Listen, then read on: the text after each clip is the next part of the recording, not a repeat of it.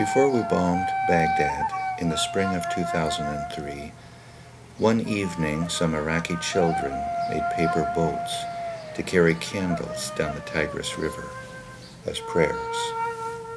A photo of one of those children haunted me. He was the age of our son.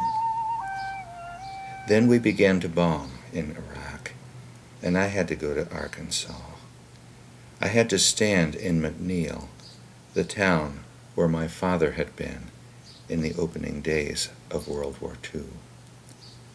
I flew to Little Rock, got a car, and headed west. All along the road, it seemed that emblems, enigmas, called out to me.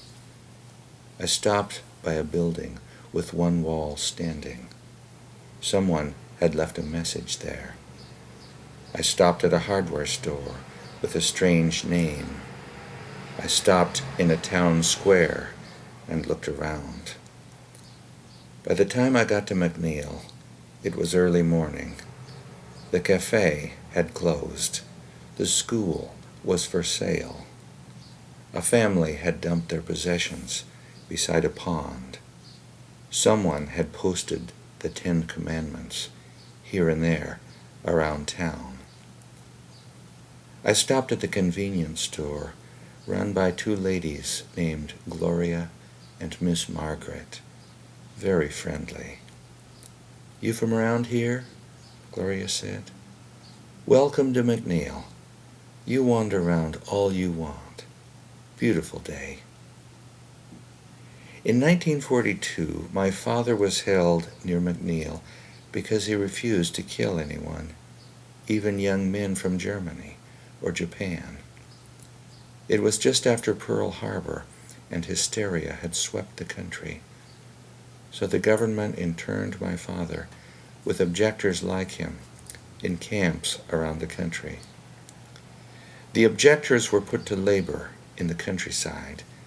They toiled in the sun. But sometimes they were allowed freedom for a few hours. And so one Sunday afternoon, my father walked into McNeil with two friends from camp. They sat near the railroad station. I carried the picture with me. One friend was drawing a picture. The other was writing a poem. My father was reading Walt Whitman, Leaves of Grass. People gathered, a few at first, looking over the artist's shoulder, watching him draw. Then more came, surrounding my father and his friends. When they learned these three strangers were from that camp, someone muttered, "Poem must be code to lead the Nazis to McNeil." There was a lot of muttering, and then shouting, taunting. Maybe 100 people now surrounded them. Someone yelled, "Get a rope." In all the excitement, the mob's logic turned on a question. Could the coded message be a poem, as claimed, if it did not rhyme?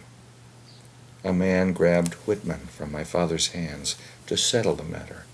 He flipped it open and began to read. "From this hour I ordain myself loosed of limits and imaginary lines, going where I list, my own master, total and absolute, listening to others, considering well what they say." The reader's voice trailed off when Whitman's lines did not rhyme. At that moment, my father told me, some saint in the crowd cried out, "Call the sheriff." And when the sheriff came, he took my father and his friends to safety. 60 years later, I stood in the place where poetry had saved my father's life in a time of terror. If not for Whitman, I would not be. Now my country is at war again. Some go to the fighting. Some mourn those who died. Some protest. Some turn away. Someday our son will ask me, "Daddy, what did you do in the war?" I'll tell him, I went to McNeil and met Gloria and Miss Margaret. And in McNeil, I remembered a child in Baghdad with his candles and his paper boat.